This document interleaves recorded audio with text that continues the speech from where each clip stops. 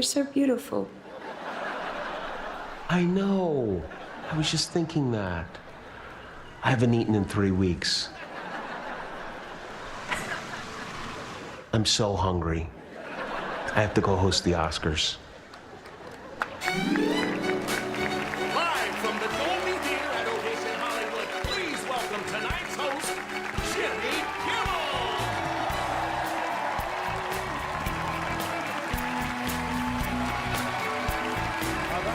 Thank you. Hi, everybody.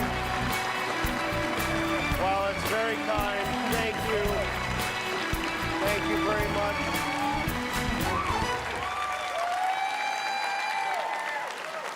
Thank you for that partial standing ovation.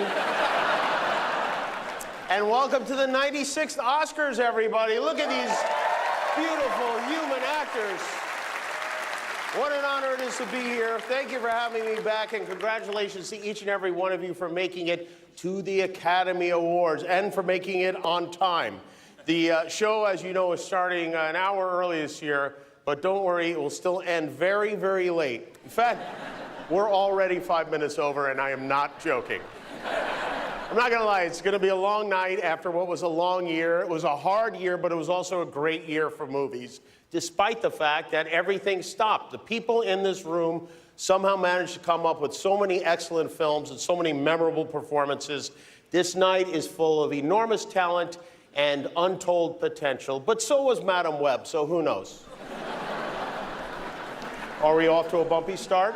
Okay. This is a meaningful occasion for most of you, I know that. And I know that winning an Oscar is something you dreamed about since you were a kid. And now here we are, all dressed up, celebrating the best of the best, beginning with the biggest movie of the year, Barbie. Barbie was a monster hit. What a thing, what an achievement to take a plastic doll nobody even liked anymore. I mean, my wife, before this movie, you'd have had a better chance of getting my wife to buy our daughter a pack of Marlboro Reds than a Barbie doll. Now Barbie's a feminist icon thanks to Greta Gerwig, who many believe deserved to be nominated for Best Director. Hold on a second.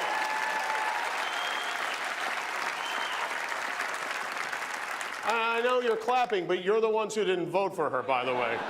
Don't act like you had nothing to do with this. And I don't want to leave out Margot Robbie. Margot put this giant hit together. She did. Margot Robbie and Ryan Gosling are here tonight. Look, kids, it's Barbie and Ken sitting just near each other. Ryan and Margot, I want you to know that even if neither one of you wins an Oscar tonight, you both already won something much more important, the genetic lottery.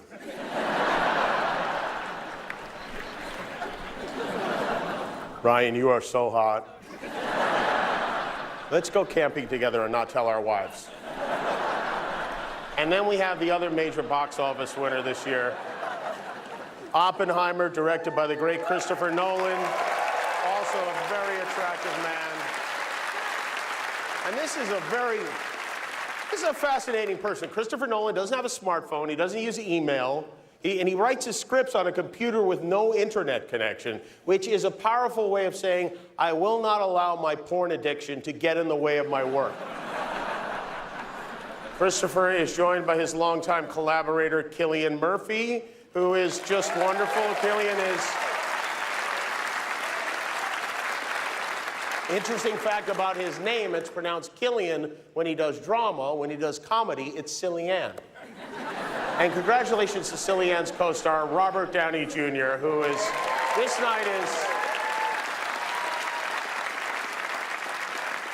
is the highest point of Robert Downey Jr.'s long and illustrious career. Well, one of the highest points. But Robert has been was that too on the nose, or was that a drug motion you made? But look at him. I mean, look at this guy. He's so handsome, so talented. He's won every award there is to win. Is that an acceptance speech in your pocket, or do you just have a very rectangular penis?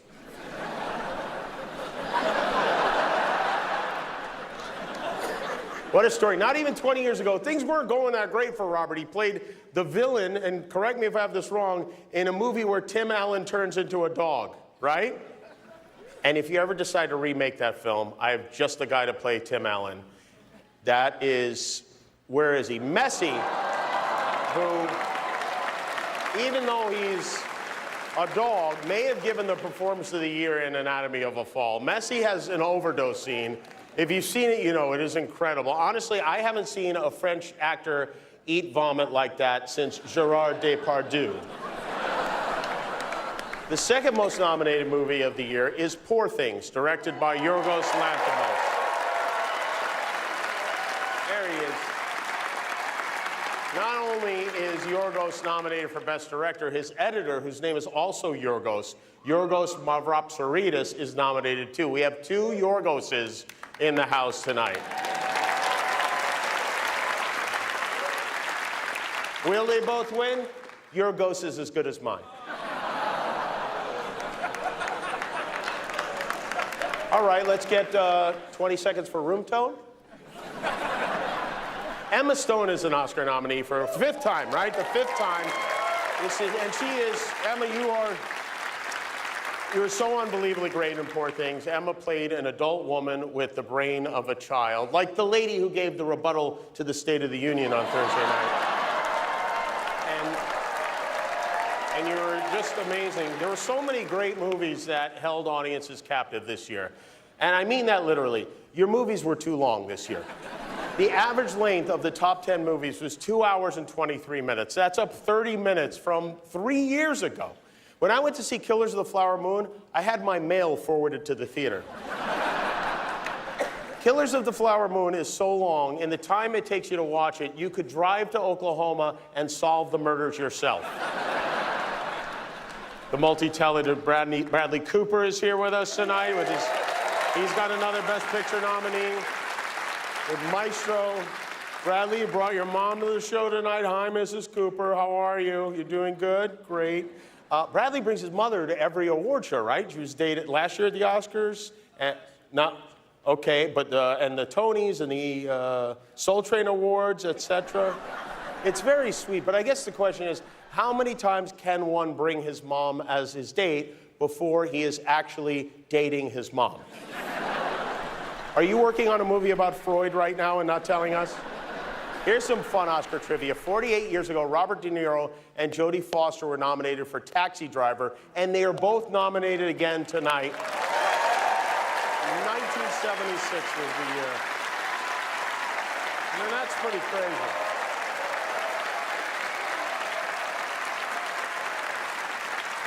In 1976, Jodie Foster was young enough to be Robert De Niro's daughter. Now she's 20 years too old to be his girlfriend.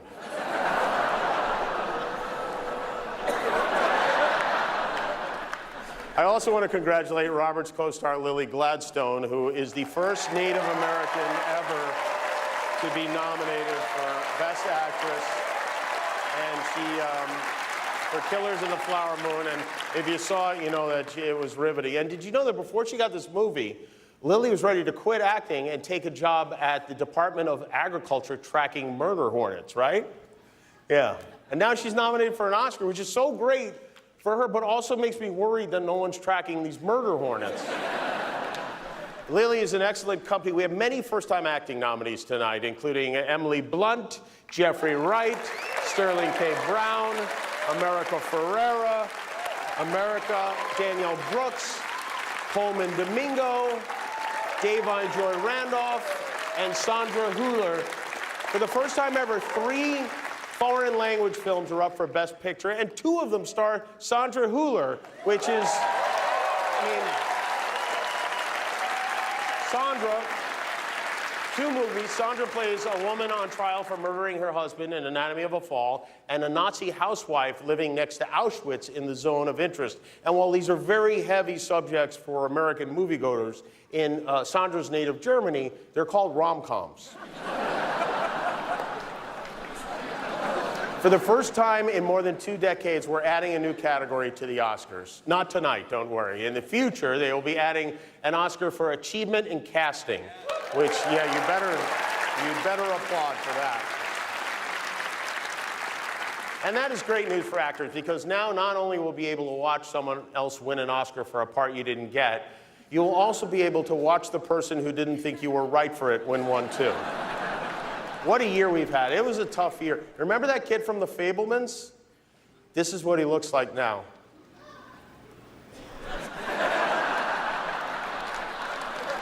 Very good to have you here, Stephen.